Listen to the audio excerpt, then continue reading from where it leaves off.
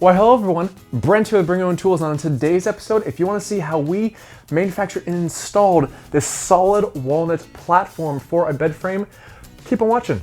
We'll get started. Now get off the bed. Woo! Come on.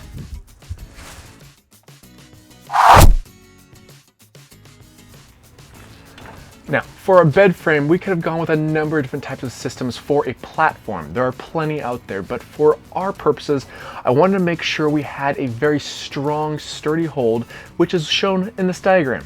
Nice, easy, simple system. First things first, we have to get all these edges trimmed up and looking sharp. Let's get to it.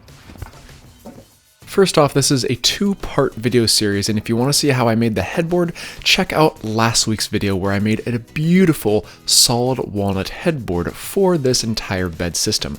This is just going to be the platform for the bed to lay upon. The nice thing about this frame system is the fact that you only need 3 2x8s and 5 2x10s.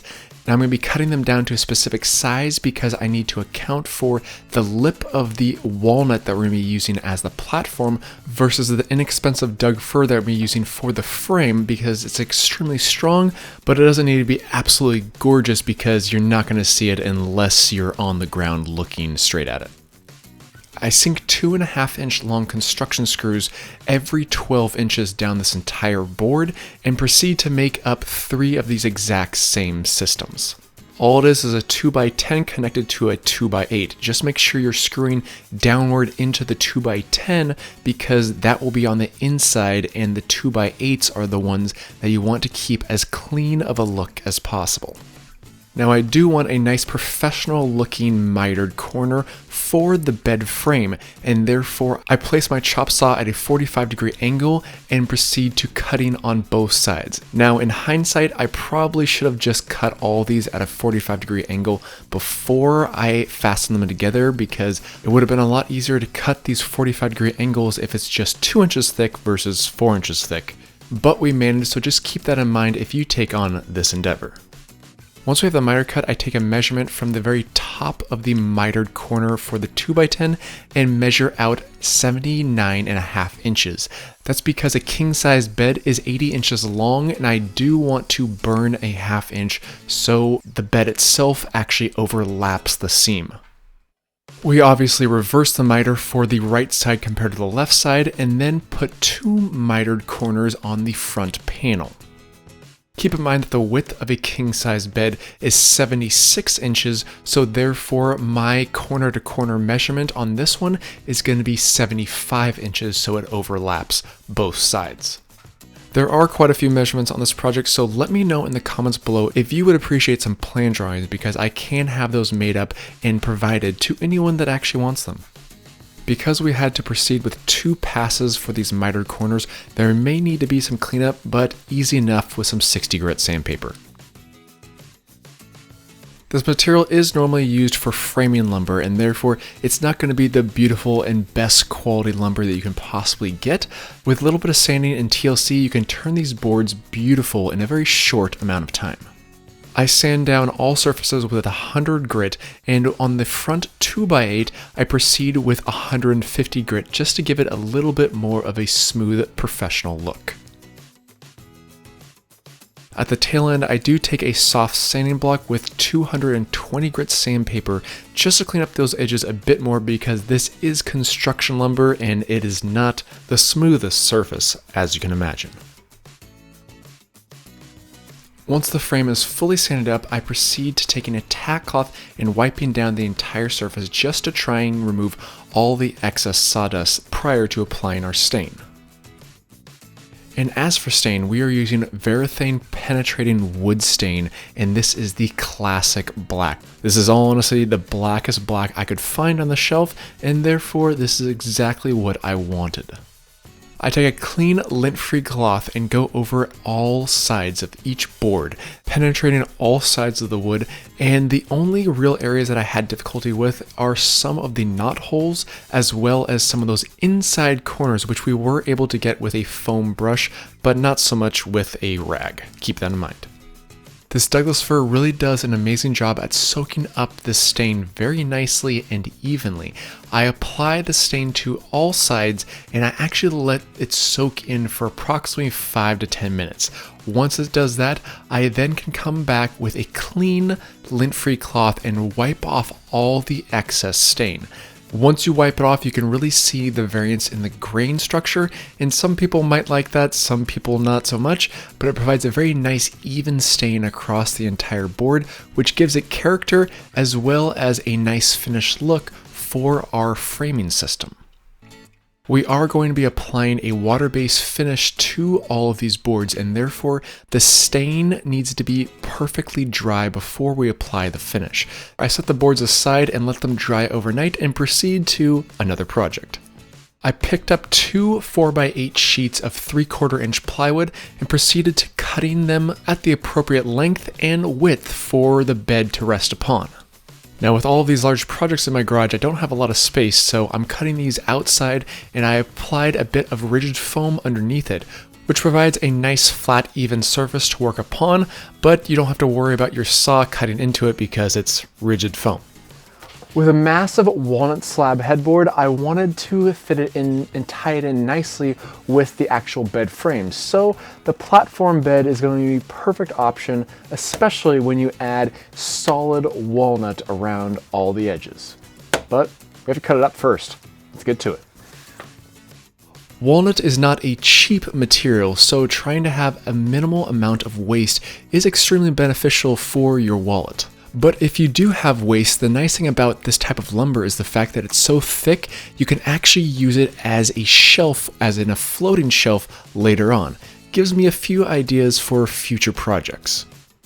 This lumber is S3S, which means it's surface 3 sides, and therefore one of the sides is actually rough to the touch. We need to cut that off. And at this point, you do want to account for the fact that you want to salvage as much of this lumber as possible. So, as you can see, quite a minimal amount of waste right there. The walnut side rails for this bed are approximately 7.5 inches wide. The platform at the front of the bed is actually going to be thicker because I found this beautiful piece of walnut. This is actually closer to 11 inches wide, and because it's 11 inches wide, it means it's quite hefty, and I actually just decided to cut it with my circular saw, which makes it a lot easier and a lot more manageable than trying to run this very large piece of lumber down my table saw or my chop saw. Plus, for all of you who don't have a chop saw or table saw, just know that you can make all of these cuts with your standard circular saw. Just might take a bit more time and energy to do so. If any of you are wondering how long this piece is, it's 90 inches and a quarter. That way you're accounting for the thickness of both side rails, the 75 inches for the bed, as well as a bit of variance on both sides. At this point with our lumber cut up, we could just start the sanding process. However, I wanted to go a step further with this amazing bed, and to give it a little bit more character, I took a 45-degree chamfer bit and routed out all the sides of the bed on the top portion. Only the top, didn't do the bottom, just to give it more of a nice, clean, unique look to the platform, as well as provide a very nice and smooth transition between the bed and the platform itself. This chamfer bit is 1 inch deep, which is a sizable bit, and if you feel like you're straining your router a bit too much, you can always reduce it down and then proceed to going from 1/2 inch all the way up to a 1 inch thickness. Before I start the sanding process, I do find a few knot holes that I want to fill with Starbond adhesive. This is a really nice adhesive that comes in black, and you can actually spray the accelerator on it to almost instantaneously dry it permanently. Because once it's dry, you can then sand it smooth, and it has a beautiful black finish that blends very nicely with a dark walnut. As for the sanding portion of the walnut, I go from 100 to 150 all the way up to 220 grit sandpaper. That way we know for certain we will have a beautiful buttery smooth finish in the end. At this point the corners are a bit sharp, so I do just break it down with a soft sanding pad and 320 grit sandpaper, just to make sure that those edges are nice to the touch, not sharp to the touch. And as I did before with the framing, I do take a tack cloth and remove all of the excess dust before applying our finish. And of course, for this project, we are using General Finish's Armaseal Satin Finish. Now, I'm not going to go into too much detail as to how I applied this because last week's video on how to build and install a live edge slab headboard is the same exact process. So please check out that video if you haven't already. The only thing we did differently on this walnut compared to that walnut is the fact that I'm applying the finish with a clean lint-free cloth versus a applicator pad. It serves the same function, just the applicator pad, in all honesty, is more satisfying because you have nice fluid, even strokes across a very large slab. This is more just down and dirty, making sure that the entire board gets applied properly and evenly.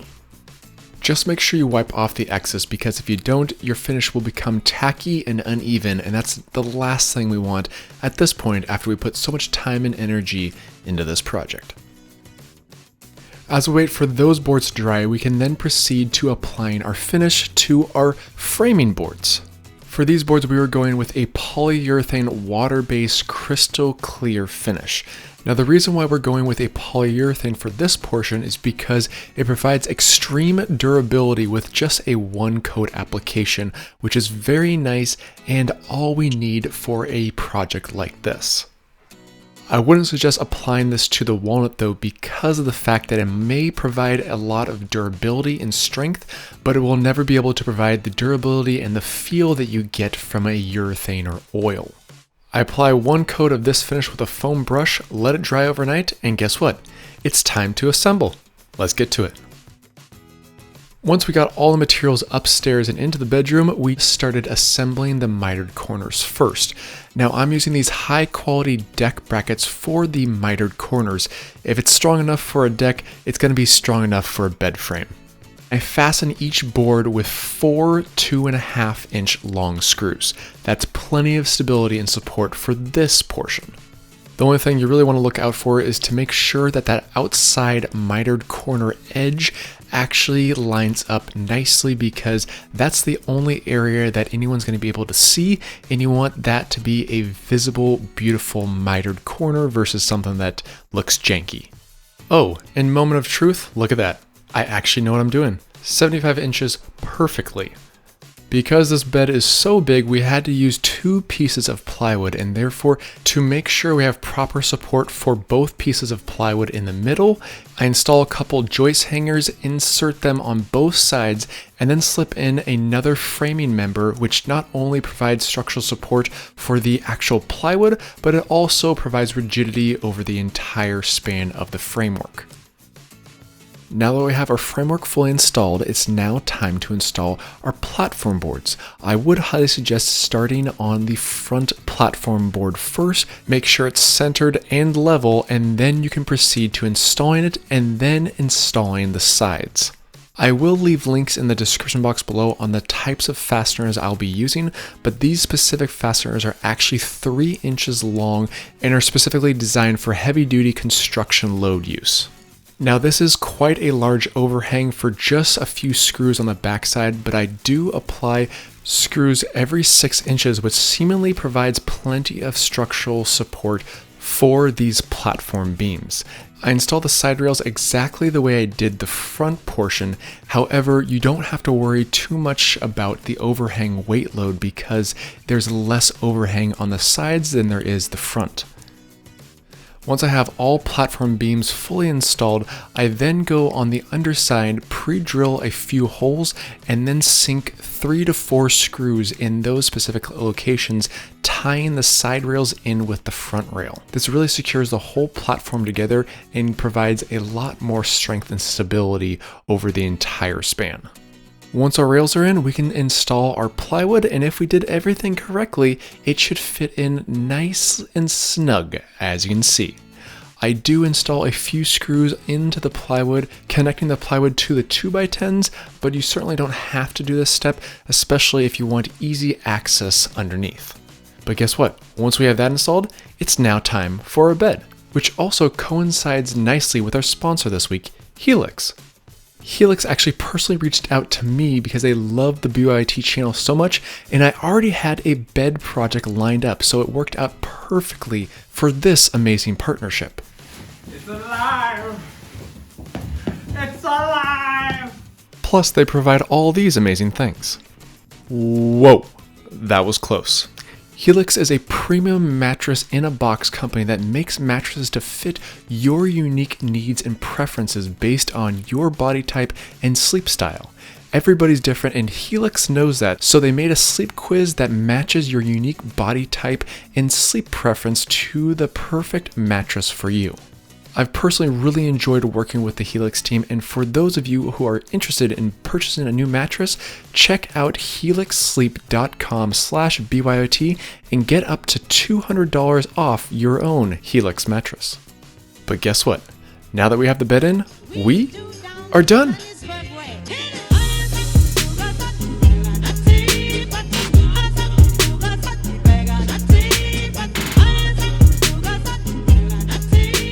I absolutely love how this entire project turned out from start to finish.